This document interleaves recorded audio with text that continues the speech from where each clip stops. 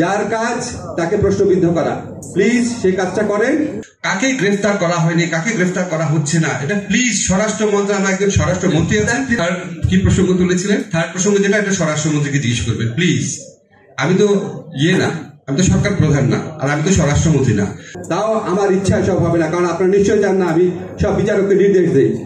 ধরেন স্বপন ভাই দায়ী লোকটার ব্যর্থতার জন্য, তা আপনি যখন আমাকে দায়ী করেন, স্বপন ভাই তো হবে আরে আমার দিকে ধরতেছে না, ভালোই আছে আমি।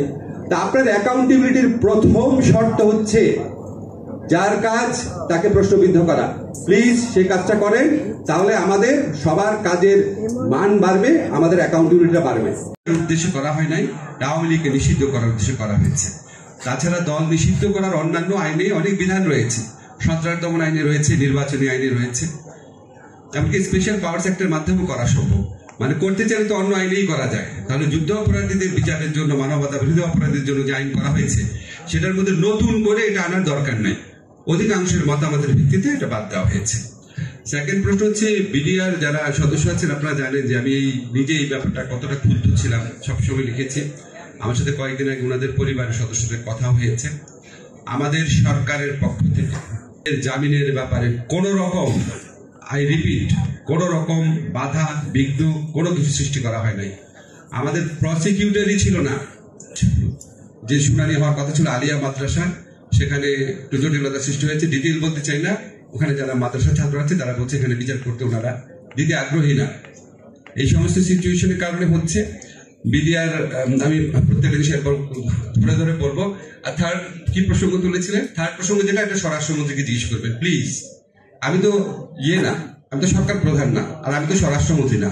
কাকে গ্রেফতার করা হয়নি, কাকে গ্রেফতার করা হচ্ছে না, এটা প্লিজ স্বরাষ্ট্র মন্ত্রণালয়, একজন স্বরাষ্ট্রমন্ত্রী আছেন, তিনি অভিযোগ করেছেন যে এখন পর্যন্ত ওয়ারেন্ট জারি হচ্ছে। জি, অ্যারেস্ট ওয়ারেন্ট আদালত জারি করেছে।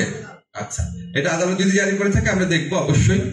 আর গ্রেফতার গুলির ব্যাপারে আপনাদের একটু জানিয়ে রাখি, আমাদের স্বরাষ্ট্রমন্ত্রী আছেন, আমাদের স্বরাষ্ট্র মন্ত্রণালয়ের দায়িত্বে নিয়োজিত একজন প্রতিমন্ত্রী আছেন, আমাদের সিনিয়র একজন সচিব আছেন, আমাদের আইজিপি আছেন, আমাদের বিভিন্ন সংস্থার অনেক হেড আছেন।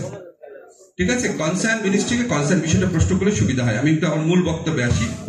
আমি তাজুলের সাথে যখন কথা হয়, তাজুলকে আমি সবসময় বলে, তাজুল আমাদের মূল দায়িত্ব, আমি মনে করি আমাদের মূল দায়িত্ব হচ্ছে তিনটা। বিচার করতে বদ্ধপরিকর, এবং এটা আমরা কতটা গুরুত্ব দিয়ে বিচার কার্য করার চেষ্টা করছি এটা আপনারা দেখবেন। কত দ্রুত সময়ে আমরা এই ট্রাইব্যুনালটা পুনর্গঠন করেছি, সবকিছু, বিচারক, প্রসিকিউশন, ইনভেস্টিগেশন, সবকিছু। এমনকি ভবন ছিল না, এই ভবনের নির্মাণ কাজ দ্রুত করার জন্য আমি এবং পূর্ত উপদেষ্টা 4 বার সশরীরে গিয়েছি ওখানে। আর ভাই কিছু করার নাই, যা করা সবই করছি। সেকেন্ড, যে আমি মনে করি এই সরকারের আমলে শুধু একটা গণহত্যা বা একটা আপনার মানবতা বিরোধী অপরাধ হয় নাই, জুলাই অগাস্ট কালে হয়েছে, কিন্তু এই সরকার আমলে কমপক্ষে 4টা বড় ধরনের মানবতা বিরোধী অপরাধের ঘটনা ঘটেছে। একটা হচ্ছে জুলাই অগাস্ট হত্যাকাণ্ড, একটা হচ্ছে বিডিআর হত্যাকাণ্ড, একটা হচ্ছে শাপলা হত্যাকাণ্ড, আর একটা হচ্ছে ধারাবাহিক গুম এবং বিচার বহির্ভূত যে হত্যা, সেই বিচ্ছিন্নভাবে হলেও ওটার মধ্যে একটা মানে কনসার্টেড এফোর্ট এবং সুনির্দিষ্ট পরিকল্পনা ছিল। আমি আপনাদের বলতে চাই, আমাদের সরকার যতদিনই আছে এই 4টা বড় ধরনের গণহত্যা বিচারের জন্য যত রকম প্রচেষ্টা দরকার আমরা অবশ্যই গ্রহণ করব।